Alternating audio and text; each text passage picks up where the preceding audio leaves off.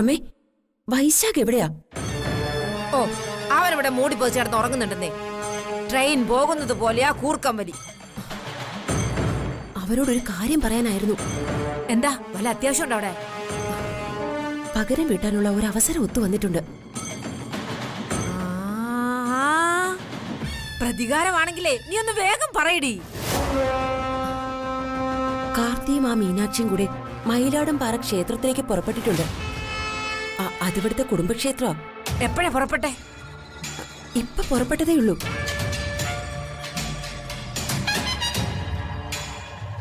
പക്ഷെ ക്ഷേത്രത്തിലെ കുറെ സമയം കാണും. അവിടെ വിശേഷാൽ പൂജയുണ്ട്.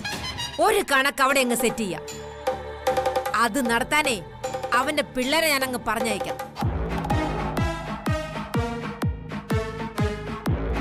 നീ ഫോൺ വെച്ചോടി. ശരിയമ്മേ.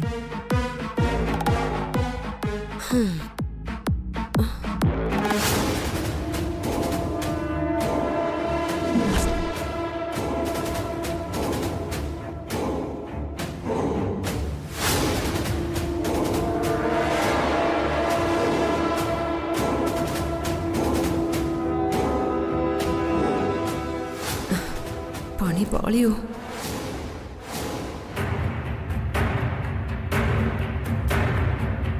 എന്തോ ഗൂഢാലോചനയാണല്ലോ. അതും കാർത്തിയും മീനാക്ഷിയും പോയ പിറകെ.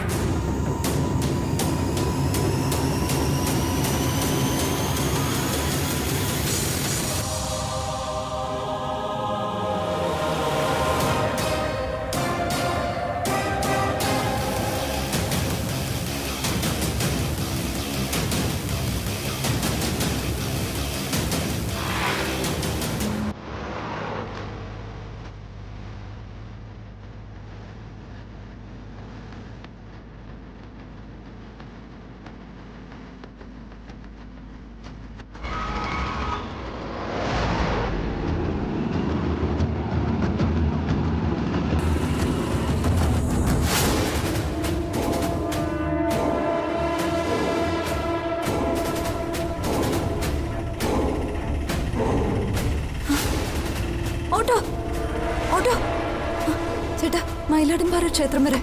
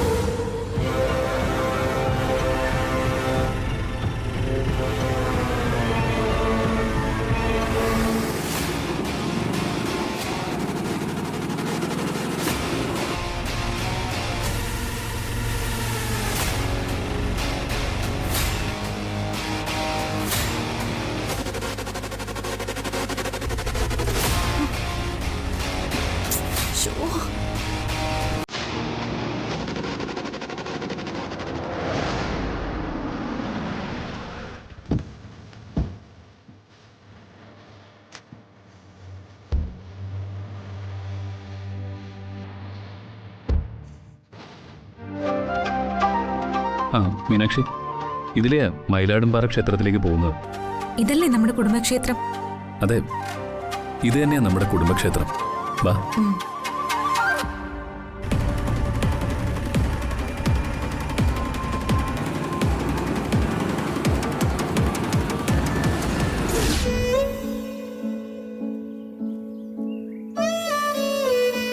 ഈ ക്ഷേത്രത്തിന്റെ ഐതിഹ്യം വല്ലതും മുത്തശ്ശി മീനാക്ഷിയോട് പറഞ്ഞു തന്നിട്ടുണ്ടോ? ഇല്ല. ദൈവം ഒരിക്കൽ എന്നെ ഇവിടെ കൊണ്ടുവന്നിട്ടുണ്ട്. അന്ന് ഈ ക്ഷേത്രത്തിന്റെ ഹിസ്റ്ററി മുഴുവൻ എന്നോട് പറഞ്ഞു തന്നിരുന്നു. കഥ പോലെ ഹിസ്റ്ററി കേൾക്കാൻ എനിക്ക് ഇൻട്രസ്റ്റ് ഉണ്ട്. അതൊന്നും എനിക്ക് പറഞ്ഞുതരാമോ ACP? പിന്നെന്താ, ഈ ചരിത്രം ചെമ്പകമംഗലത്തെ എല്ലാവരും അറിഞ്ഞിരിക്കണം.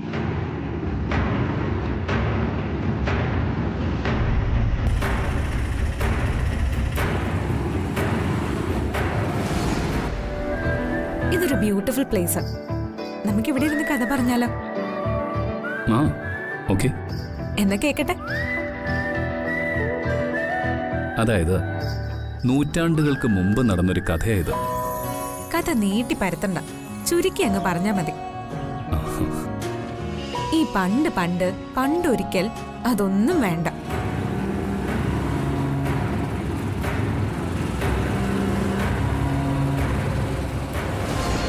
ചെമ്പകമംഗലത്തെ പഴയ പഴയ പഴയ ഒരു കാരണവര് കളരി ഗുരുക്കളായിരുന്നു. കരളി ഗുരു?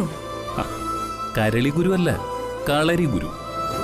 യുദ്ധമുറകൾ പഠിപ്പിക്കുന്ന കളരി ഗുരു എന്ന് വെച്ചാ ഈ വാൾപ്പയറ്റും മറ്റും. കൊള്ളാലോ, കേക്കട്ടെ. അക്കാലത്ത് കായംകുളം രാജാവിന്റെയോ മറ്റോ വീട്ടില് വലിയ കാരണവര് കളരി പഠിപ്പിക്കാൻ പോയി. അവിടെ നങ്ങേലി എന്ന പേരായ എന്റെ മീനാക്ഷിയെപ്പോലെ സുന്ദരിയായ ഒരു രാജകുമാരി ഉണ്ടായിരുന്നു. നങ്ങേലിയോ? ആ, അന്നത്തെ പേരുകളൊക്കെ അങ്ങനെയായിരുന്നു. അത് കേട്ടപ്പോ എനിക്കും ചിരി വന്നു. എന്നിട്ട്? ചെമ്പകമംഗലം കാരണവരും നങ്ങേലി തമ്പുരാട്ടിയും തമ്മില് കടുത്ത ലവായി. Deep love. ചെമ്പകമംഗലത്തുകാര് പണ്ടേ പ്രണയ പേഷ്യൻസ് ആയിരുന്നല്ലേ? പിന്നെ അതിന് സംശയമൊന്നും വേണ്ട. ബാക്കിയോടി കേൾക്കട്ടെ. ആ, ഈ പ്രേമം രാജകൊട്ടാരത്തിൽ അറിഞ്ഞു. കളരി ഗുരുവിനെ പിടിച്ചു കെട്ടിക്കൊല്ലാൻ രാജാവിന്റെ ഉത്തരവായി. ഈ പ്രണയത്തിന് പണ്ടും ഒത്തിരി ശത്രുക്കളുണ്ടല്ലേ? പിന്നെ കഷ്ടം. എല്ലായ്പ്പോഴും ഇങ്ങനെ തന്നെ. ആ, എന്നിട്ട്? കൊട്ടാരത്തിൽ തമ്പുരാട്ടി പ്രാർത്ഥിക്കുന്ന ഒരു ദേവി ഉണ്ടായിരുന്നു. ദുർഗാദേവി. ഓ. എല്ലാ കാര്യങ്ങളും കരഞ്ഞുകൊണ്ട് നങ്ങേലി മുത്തശ്ശി ദേവിയോട് പറഞ്ഞു. ചേട്ടാ, ഇച്ചിരി സ്പീഡിൽ പോവാവോ? ഒടുവിൽ ചെമ്പകമംഗലം കാരണവരും രാജാവിന്റെ പടയാളികളും തമ്മിൽ യുദ്ധമായി. അടിയോടടി. ആ പട്ടാളത്തെ മൊത്തം തോൽപ്പിച്ച് കാരണവര് നങ്ങേലി മുത്തശ്ശിയുമായിട്ട് തറവാട്ടിലേക്ക് പോന്നു. അന്ന് ആ മുത്തശ്ശിയെ രക്ഷിച്ച മുത്തശ്ശിയുടെ കൂടെ പോകുന്ന ദേവിയ ദാ ഈ ക്ഷേത്രത്തിൽ കുടികൊള്ളുന്ന ദുർഗാദേവി. സ്റ്റോറി കൊള്ളാം. ഇത് എഴുതിയ ആള് കൊറേ തള്ളിയിട്ടുണ്ട്. അതെന്താ? ഒരു രാജാവിന്റെ പടയാളികളെ മുഴുവൻ തോൽപ്പിച്ച് പെണ്ണിനെയും കട്ടോണ്ട് പോവാന്നൊക്കെ പറഞ്ഞ വല്ലാത്തൊരു ലോജിക്കൽ മിസ്റ്റേക്ക് ഉണ്ട്. കഥയ്ക്ക് ഒരു ലോജിക്കും ഇല്ല. ദേവി കൂടെ ഉണ്ടല്ലോ, ദേവി രക്ഷിച്ചു. മാത്രമല്ല, കാമുകിയെ കൂടെ കൊണ്ടുവരാൻ കാമുകൻ എന്തും ചെയ്തു കളയും. ആ, ഞാനൊരു കൊട്ടാരത്തിലെ രാജകുമാരിയാണെന്ന് ഇരിക്കട്ടെ. നിന്നെ തട്ടിക്കൊണ്ടുപോരാൻ ഞാൻ 1000 അല്ല 10,000 പടയാളികളെ തല്ലി തോപ്പിക്കും.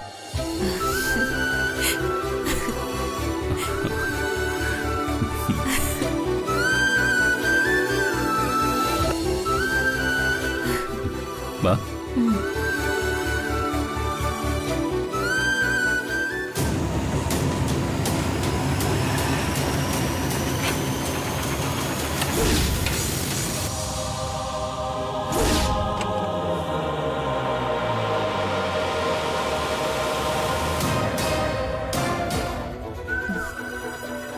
അപ്പൊ ഈ ദേവിയല്ലേ നമ്മുടെ തറവാടിനെ കാത്തുരക്ഷിക്കുന്നെ?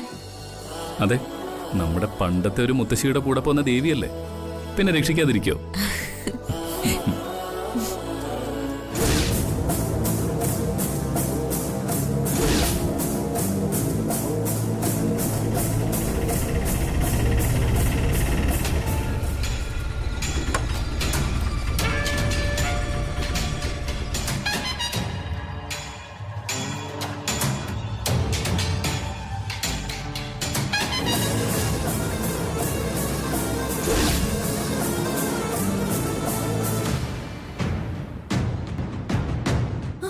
മക്കളെ,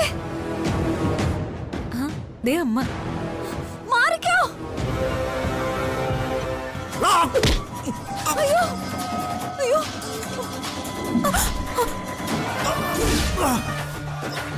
അയ്യോ, ACP.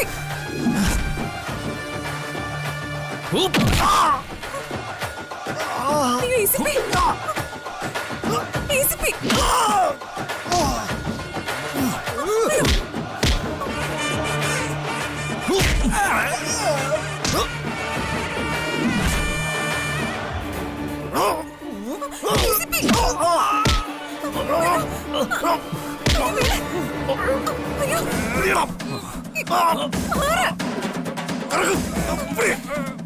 ഡിസിപ്പി, അയ്യോ, അയ്യോ, വേണ്ട. അയ്യോ, ഡിസിപ്പി, വീട്. മോനെ, അയ്യോ, എന്നെ കൊന്നു. അമ്മ. ഡിസിപ്പി,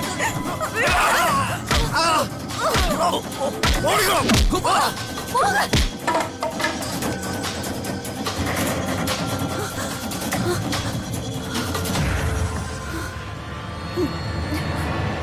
മോനെ, അയ്യോ, കുഴപ്പമൊന്നുമില്ലല്ലോ. എന്തെങ്കിലും പറ്റിയോ? ഒന്നും പറ്റിയില്ലല്ലോ. ഇവരെ ആക്രമിക്കാൻ വരുമെന്ന് അമ്മ എങ്ങനെ അറിഞ്ഞു? എന്റെ മനസ്സിൽ വന്ന് നമ്മുടെ ദേവി പറഞ്ഞു. വിളിച്ചാല് വെളിപ്പുറത്തെത്തുന്ന സാക്ഷാൽ അമ്മയത്. തൊഴുതോളൂ. വാ, നിങ്ങൾ വേഗം വാ.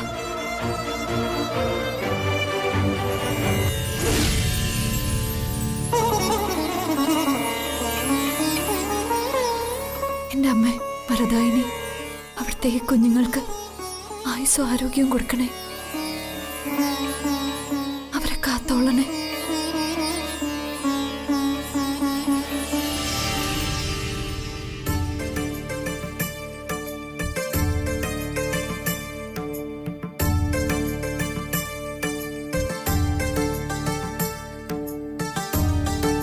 ആ, പ്രസാദം.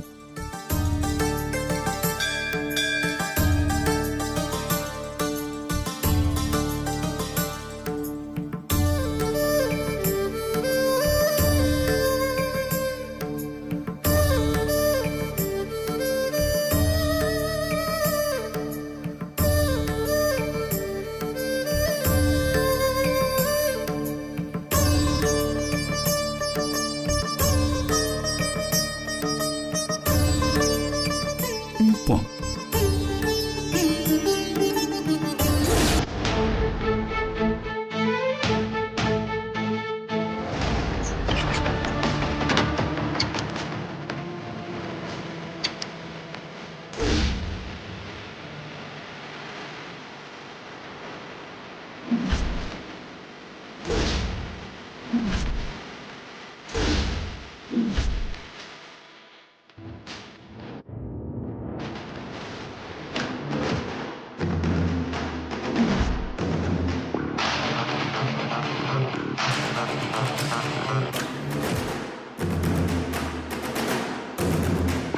എന്തിനാ മുറി കുറ്റിയിടുന്നത്? എന്താ, നിനക്ക് പേടിയുണ്ടോ?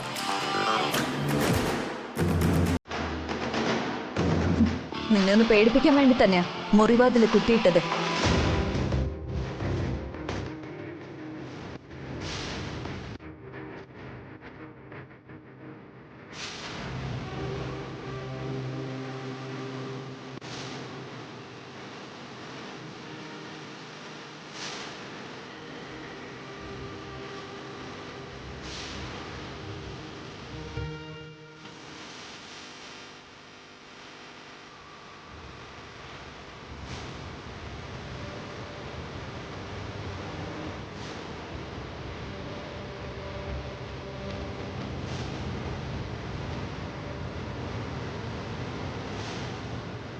നിങ്ങൾക്ക് എന്താ?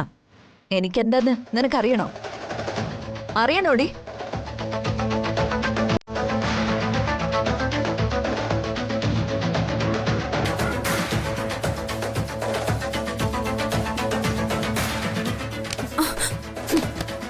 നിന്റെ നാവിൽ നിന്ന് ചില കാര്യങ്ങൾ അറിയാൻ വേണ്ടി തന്നെയാ ഞാൻ ഈ മുറിയിലേക്ക് കയറിയത്.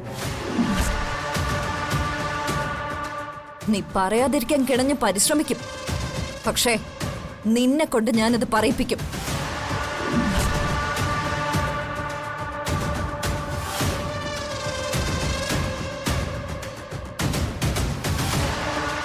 ഞാനൊരു പാവമാണെന്നാ നീയൊക്കെ കരുതി വച്ചിരിക്കുന്നെ. ഞാൻ പാവം തന്നെയാ. ഞാൻ എനിക്കുള്ളതെല്ലാം മറ്റുള്ളവർക്കായി വിട്ടുകൊടുക്കുന്നവളാ. എനിക്ക് ഒരു സ്വാർത്ഥതയുമില്ല. പക്ഷേ എന്റെ മക്കളെ ഉപദ്രവിക്കാൻ ശ്രമിച്ചാൽ ഞാൻ അത് സമ്മതിക്കില്ല. നിങ്ങൾ എന്തൊക്കെയാ വിളിച്ചു പോകുന്നേ? എനിക്കൊന്നും മനസ്സിലാവുന്നില്ലല്ലോ. നിനക്കൊന്നും മനസ്സിലായില്ല അല്ലേടി? നീ രാവിലെ ആർക്കോ ഫോൺ ചെയ്യുന്നത് കണ്ടപ്പോഴേ ഞാൻ മനസ്സ് കരുതിയതാ എന്തോ ചതി നീ പ്ലാൻ ചെയ്തിട്ടുണ്ടെന്ന്. ഞാൻ ചതി പ്ലാൻ ചെയ്തെന്നോ? ദേ, ആവശ്യമില്ലാത്തൊന്നും പറയരുതേ. നിങ്ങൾക്കെന്താ ഭ്രാന്ത് പിടിച്ചോ? മിണ്ടരുത് നീ. ഭ്രാന്ത് പിടിച്ചത് എനിക്കല്ല, നിനക്കാ. ഇവിടെ നിന്റെ ഓരോ ചലനവും ശ്രദ്ധിക്കുന്നുണ്ട് ഞാൻ. കുടുംബകലഹം വേണ്ടെന്ന് കരുതി ഞാൻ മിണ്ടാതിരിക്കുന്നതാ. ജഗദീഷിന്റെ മുന്നില് പല കാര്യങ്ങളും മറച്ചു വെച്ച് ഞാൻ നിന്നെ രക്ഷിച്ചിട്ടുണ്ട്. ഞാനും നിന്നെ പോലെ ഇവിടെ കഴിയുന്നവളായതുകൊണ്ട്. നിന്റെ അത്ര അവകാശം പോലും എനിക്ക് വീട്ടിലില്ല. പക്ഷേ ഞാൻ പറയുന്നിടത്തെ ഈ വീട്ടുകാർ നിൽക്കൂ. കാരണം എന്താണെന്നറിയോ? ഞാൻ നല്ലത് മാത്രമേ ചെയ്യൂ. ആരെയും ഞാൻ ഉപദ്രവിക്കാറുമില്ല. പിന്നെ നിങ്ങളൊരു സത്യവതി. ഞാൻ സത്യവതി തന്നെ അടി. എന്താ അതില് സംശയം? നീ രാവിലെ നിന്റെ വീട്ടുകാരുമായി നടത്തിയ ഗൂഢാലോചനയും അവരൊരുക്കിയ കെണിയും ഞാൻ എന്റെ അച്ഛനോടും അമ്മയോടും പറഞ്ഞാൽ എന്താ സംഭവിക്കാൻ പോകുന്നതെന്ന് നിനക്കറിയോ?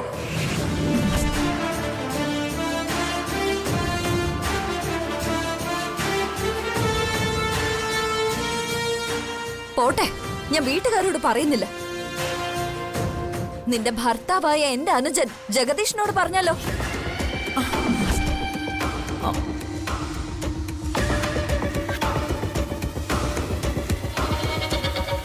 അവൻ ഭാര്യയായ നിന്നെക്കാൾ ഉപരി ഏട്ടത്തിയായ എന്നെ വിശ്വസിക്കുന്നുണ്ട്. കാരണം ഞാൻ ഇവിടെ കയറി വരുമ്പോ അവൻ കൊച്ചു കുഞ്ഞായിരുന്നു. പറയട്ടേടി ഞാൻ അവനോട്.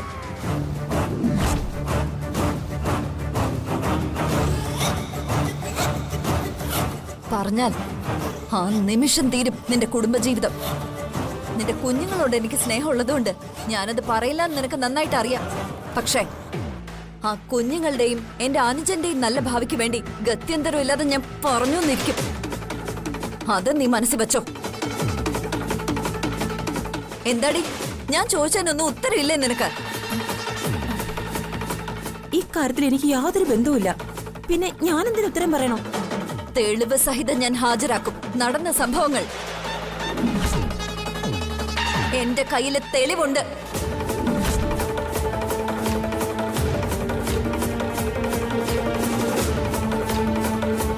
എന്താ, ജഗദീഷിനോട് ഞാനിത് പറയട്ടെ?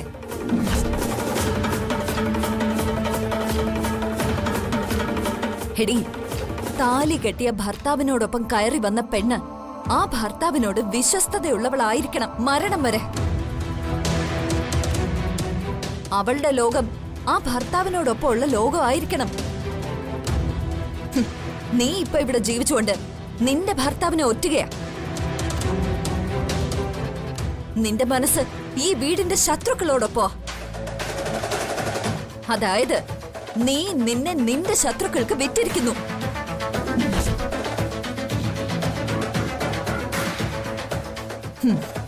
നീ ഇപ്പൊ ഞങ്ങളെ ചതിച്ചു. ഒടുവിലെ നീ ചതിക്കപ്പെടും. ചതിയിൽപ്പെട്ട് പടുകുഴിയിലേക്ക് വീഴുമ്പോ ഒരു കൈ തന്ന് സഹായിക്കാൻ ആരും ഉണ്ടാവില്ല. അതൊക്കെ നീ ഓർക്കുന്നത് നല്ലത്. ഒരിക്കൽ കൂടി നിന്നെ ഞാൻ വെറുതെ വിടുന്നു. നിന്റെ ഈ ദുഷ്ട മനസ്സ് മാറുമെന്ന വിശ്വാസത്തോടെ. എല്ലാത്തിലും ഉപരി ആ കുഞ്ഞുങ്ങളുടെ കളങ്കമില്ലാത്ത ചിരി മനസ്സിലുള്ളതുകൊണ്ട്. മനസ്സിലായോടി?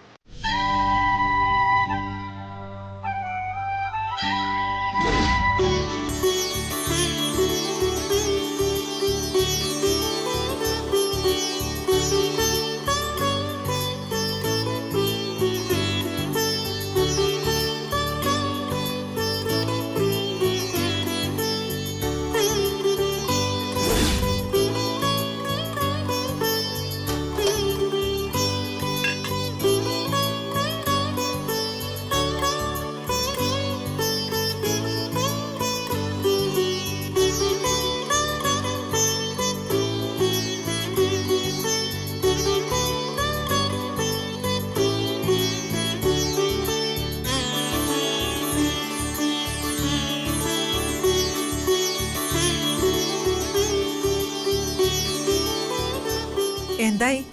പൂജ തുടങ്ങാറായില്ലേ തിരുമേനി? ആദ്യം വിഘ്നേശ്വര പൂജ ചെയ്യാം. മുഹൂർത്തം ആയിട്ടില്ല. 1 മണിക്കൂർ കൂടിയുണ്ട്. കൃത്യസമയത്ത് തന്നെ തുടങ്ങാൻ നമുക്ക് രാജലക്ഷ്മി അമ്മേ. ആ